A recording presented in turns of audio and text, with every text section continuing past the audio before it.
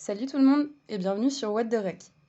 Aujourd'hui, sur le plateau de l'Apostrophe, on reçoit Valentin Vauchel, le cofondateur d'Éditez-nous, une nouvelle start-up dans le milieu de l'édition.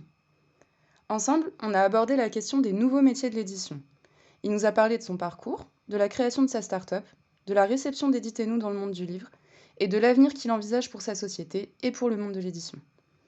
On espère que ça vous plaira autant que ça nous a plu. Si c'est le cas, n'hésitez pas à liker la vidéo, à vous abonner et à nous poser vos questions en commentaire. Et bonne émission!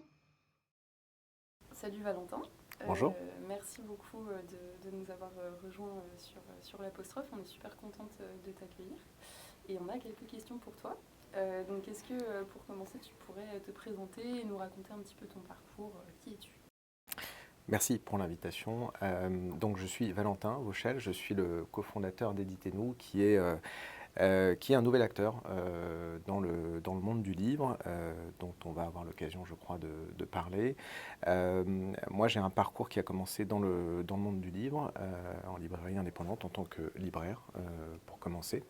J'ai ensuite dirigé des librairies indépendantes, et puis j'ai rejoint une enseigne que peut-être vous avez connue qui s'appelait Virgin Megastore.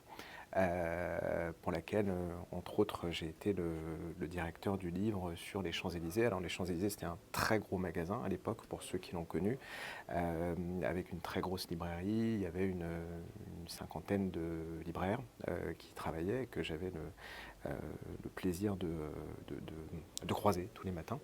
Voilà, l'enseigne a malheureusement disparu en 2013, entre autres avec l'émergence d'Amazon qui a contribué à détruire les entreprises qui étaient un peu fragiles dans le monde du livre et dans le monde aussi de la vidéo et de la musique. Donc par la suite, moi j'ai fait d'autres choses parce que j'avais envie de changer un peu d'univers, et je suis revenu au monde du livre en 2020 avec le projet Éditez-nous. Donc un parcours assez large. Éditez-nous. Est-ce que Oui. tu peux nous présenter un petit peu l'entreprise, nous en dire un peu plus? Oui, alors Éditez-nous, c'est une entreprise que j'ai cofondée avec Thomas Vivien, qui est mon associé en 2020. En fait, l'idée est arrivée, je crois, pendant le confinement, mais sans rapport direct avec la période du confinement. Et donc Éditez-nous, en quelques mots, c'est le premier site qui permet à la fois aux auteurs de présenter facilement et en toute sécurité leurs manuscrits à des dizaines de maisons d'édition qu'on a préalablement vérifiées, qui sont généralement les plus grandes maisons d'édition de la francophonie, et aux éditeurs d'avoir un nouveau partenaire pour repérer des nouveaux textes, des nouveaux talents, mais pas que, parfois des auteurs et des autrices qui ont déjà écrit par ailleurs. Donc cette idée, à l'origine, on l'a eue effectivement en 2020. On a mis en ligne la première version du site en novembre 2020, et depuis on a fait pas mal de choses jusqu'à aujourd'hui. On a surtout développé et recruté une équipe qui est composée d'éditrices et d'éditeurs de formation et de métiers d'un côté, et de développeurs web de l'autre, puisqu'en fait Éditez-nous, c'est une start-up qui combine des technologies les plus avancées, comme la blockchain qu'on utilise aujourd'hui pour protéger les manuscrits des auteurs, et l'expertise métier d'éditrice et d'éditeur. Et donc concrètement, Éditez-nous, le site, comment ça fonctionne entre les auteurs et les maisons d'édition? Alors, quand on est auteur, c'est très simple. On va pouvoir déposer son manuscrit, le décrire, le pitcher, choisir des mots-clés, et ce manuscrit sera proposé aux maisons d'édition dont la ligne éditoriale correspond au contenu du texte. Les auteurs ont aussi la possibilité de créer un profil auteur, qui est un peu comme un profil LinkedIn, qui sera visible par les éditeurs, et à travers lequel ils pourront expliquer quel est leur parcours d'auteur, présenter leur univers, notamment à travers leurs réseaux sociaux, et éventuellement les récompenses qu'ils ont obtenues dans leur parcours, leur prix. L'idée étant, encore une fois, de pouvoir valoriser la création, la nouvelle création auprès de professionnels que sont les éditeurs. Ces auteurs, quand ils sont sur Éditez-nous, ils ont aussi la possibilité de bénéficier de conseils et de l'accompagnement d'éditrices et d'éditeurs de formation et de métier, puisqu'en fait on a développé des partenariats avec des éditrices et des éditeurs qui travaillent également pour des grandes maisons d'édition et qui vont étudier les textes. Donc c'est ce qu'on a appelé l'atelier.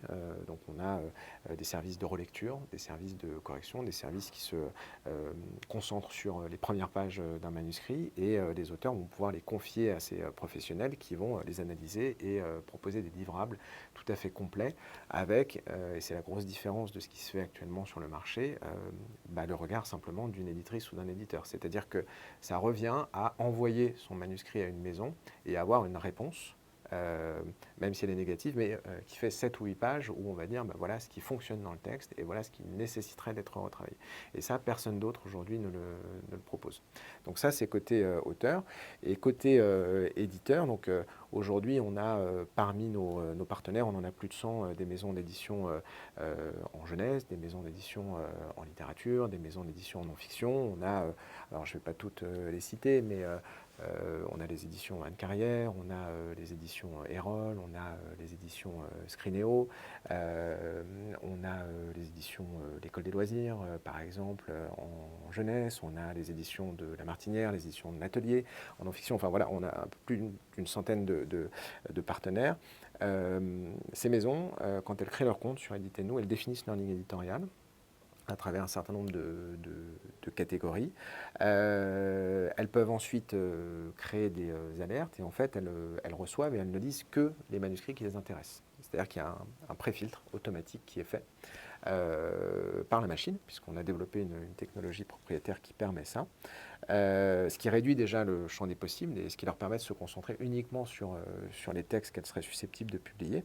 Et en plus, si elles le souhaitent, on leur propose des services de recommandation personnalisés par notre équipe éditoriale qui est capable, en lisant les livres de ces maisons et en discutant avec les éditrices et les éditeurs, de faire des recommandations très ciblées de textes en disant on a reçu ça, je pense que ça peut t'intéresser.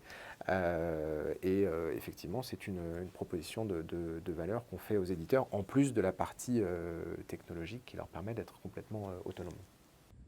Et tu as quelques exemples d'ouvrages d'Éditez-nous, du coup, auxquels Éditez-nous a un peu participé, qu'on peut retrouver en librairie? Ouais, alors ce ne sont pas des ouvrages édités-nous, mais c'est bien effectivement les titres d'auteurs qui ont été publiés par des maisons d'édition et qui ont été repérés sur Éditez-nous. On peut parler d'Abdelkrim Saifi qui a été publié lors de la rentrée littéraire de janvier 2023, donc chez Anne Carrière. Son livre s'appelle Si j'avais un franc, c'est un récit magnifique. On peut parler du livre d'Or-Ajar qui est sorti aux éditions Erol, qui s'appelle Sentir mon corps brûlé. On peut parler du livre de Juliette Sachs, qui est un cosy mystery, qui vient également de paraître aux éditions Erol. Ça, c'est pour les livres qui viennent de paraître. Et puis, on peut aussi se projeter sur la rentrée littéraire, puisque, a priori, à la rentrée littéraire, on aura 3 titres également, un nouveau titre chez Anne Carrière, un titre aux éditions de l'Atelier. Alors je ne peux pas vous donner encore les titres parce qu'ils sont susceptibles de changer d'ici la rentrée, mais voilà, les choses deviennent très concrètes pour nous. Super, hâte de lire ça. Donc c'est assez, dans le monde de l'édition, c'est assez novateur quand même. C'est pour un milieu qu'on considère un peu comme une vieille dame.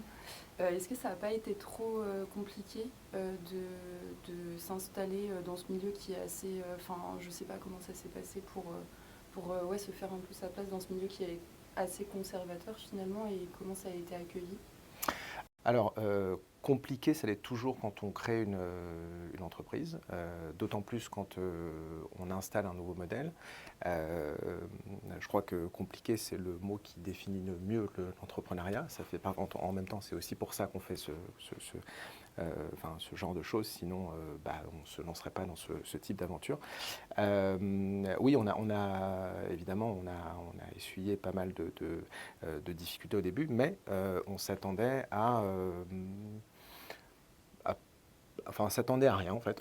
On s'est dit on y va parce qu'on croyait vraiment dans le modèle, parce qu'en fait à l'origine de cette idée, Thomas et moi, qui avons donc travaillé, parce que Thomas, dont j'ai peu parlé, qui lui a dirigé la filiale francophone des éditions Taschen pendant 10 ans, connaît bien le monde du livre. Et lui et moi, on avait très envie de travailler ensemble, puisqu'en fait, j'étais le client de Thomas, on collaborait déjà ensemble, mais dans une relation client-fournisseur. Et on s'est dit, mais si on revient tous les deux au monde du livre, c'est pas pour faire ce qu'on a déjà fait. On s'est dit, on peut essayer d'apporter quelque chose d'un peu nouveau, et on a un peu décortiqué tous les problèmes, et ils sont nombreux, auxquels sont confrontés les différents acteurs du monde du livre.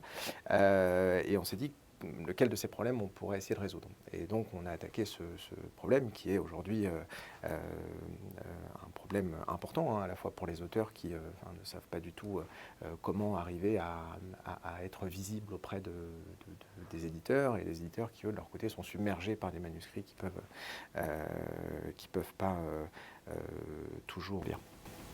On le traite en intégralité et vous faites un peu ce lien du coup. Oui, tout à fait. Ok, et en termes d'obstacles, à part donc ce côté-là, j'imagine qu'il y a eu des petites difficultés qu'il a fallu contourner. En fait, on a eu une bonne surprise, c'est que très rapidement les maisons d'édition se sont intéressées à ce qu'on faisait. Les auteurs aussi, ça nous paraissait plus naturel parce qu'il y avait un nombre d'auteurs beaucoup plus important qu'un nombre de maisons d'édition. Néanmoins, il y a une difficulté qu'on n'avait pas vu venir côté auteur, c'était le degré de méfiance et de défiance même à l'égard d'un nouvel acteur, puisqu'en fait, il y a aujourd'hui beaucoup d'acteurs, enfin, si on peut les appeler comme ça dans le monde du livre, qui ne sont pas forcément des entreprises très honnêtes, qui promettent monts et merveilles aux autrices et aux auteurs en échange souvent de grosses sommes d'argent. Et donc, tout nouvel arrivant doit rapidement faire ses preuves et montrer patte blanche. Sinon, c'est très compliqué. Donc, nous, arrivant avec notre background dans l'édition et avec une proposition de valeur qu'on savait honnête, on ne s'attendait pas à autant un accueil parfois effectivement très froid de la part des autrices et des auteurs. Mais on s'est rendu compte que c'était une toute petite minorité de gens qui avaient été eux-mêmes exposés à d'autres propositions un peu malhonnêtes, il faut le dire, qui a réagi comme ça. Et très vite, en fait, tout le monde a compris qu'on était des gens sérieux, qu'il y avait un vrai projet, et surtout qu'il y avait des maisons d'édition qui étaient effectivement bien présentes. Et puis, très rapidement, on a signé, quoi. On a signé des autrices et des auteurs. On a enchaîné les signatures, on a eu une grosse couverture presse, et puis ensuite c'était parti. Dans la durée, le plus compliqué, c'est effectivement toujours d'avancer à tâtons, parce qu'on n'a pas de référent. On ne peut pas se dire, il y a telle boîte qui a fait comme nous, enfin, qui a le même modèle que nous, qu'est-ce qu'ils ont fait pour répondre à tel problème. En fait, on est vraiment un peu... donc, en fait, on regarde moins ce qui se passe dans le monde du livre que ce qui se passe dans d'autres secteurs et les solutions que peuvent trouver d'autres startups qui vont nous inspirer pour notre marché. Comment adapter pour vous pouvoir avancer? Oui, par exemple sur l'UX du site, c'est-à-dire l'expérience utilisateur, on peut regarder ce qui se passe sur les applis de rencontre, par exemple. Ça nous donne des idées. On peut regarder aussi parfois ce qui se passe dans des startups qui proposent de la location de services ou de biens. Voilà, c'est plus ce genre de choses qu'on va regarder. Et après, on va s'appuyer, bien entendu, sur l'expertise de notre équipe qui est aujourd'hui, dans le modèle qu'on propose aux éditeurs, quelque chose de vraiment nouveau. C'est-à-dire qu'on n'est pas des agents littéraires, on n'est pas des apporteurs d'affaires ni des scouts comme ça existe aujourd'hui dans le monde du livre. On est vraiment nous-mêmes, et avec un modèle qui est tout à fait en phase avec les attentes des maisons d'édition. Et j'imagine que c'est un modèle qui évolue aussi en fonction des différentes expériences, qui est un peu en constante évolution. Comment tu vois l'avenir d'Editez-nous, qu'est-ce que tu vois pour l'avenir de la société? Nous, on a une ambition qui est de devenir le leader de la recommandation faite aux maisons d'édition de textes et d'auteurs. On a vraiment pour ambition de devenir une référence et un standard pour les auteurs, d'un côté, qui souhaitent émerger et être visibles auprès des maisons d'édition, parce que les auteurs, on les accompagne accompagne aussi, on les aide à retravailler leurs textes, on leur donne la vision métier enfin, des éditrices et des éditeurs, et pour les éditeurs d'avoir enfin un modèle qui correspond à ce dont ils ont besoin. Parce qu'aujourd'hui, effectivement, les choses se passent de manière un peu historique et par défaut. C'est-à-dire que quand on discute avec les maisons d'édition, on entend souvent, bah oui, on travaille comme ça, parce qu'en fait, on a toujours travaillé comme ça, mais en réalité, ça ne nous convient pas pour telle ou telle raison. Et nous, ces raisons-là, on les a anticipées et analysées, et c'est pour ça qu'on fait différemment. Et donc, comment vous êtes perçu par l'interprofession? Alors, on est passé d'un statut de nouvel acteur avec un modèle assez innovant et donc on a fait l'objet à ce moment-là d'une certaine forme de curiosité à un statut beaucoup plus installé et reconnu aujourd'hui parce que on est très heureux, on vient d'obtenir un soutien financier du CNL qui est donc, le Centre national du livre, qui est au cœur de l'interprofession et qui, par ce soutien, a reconnu l'utilité des services qu'on propose pour l'interprofession et notamment pour deux acteurs clés de l'interprofession que sont les autrices et les auteurs et les maisons d'édition.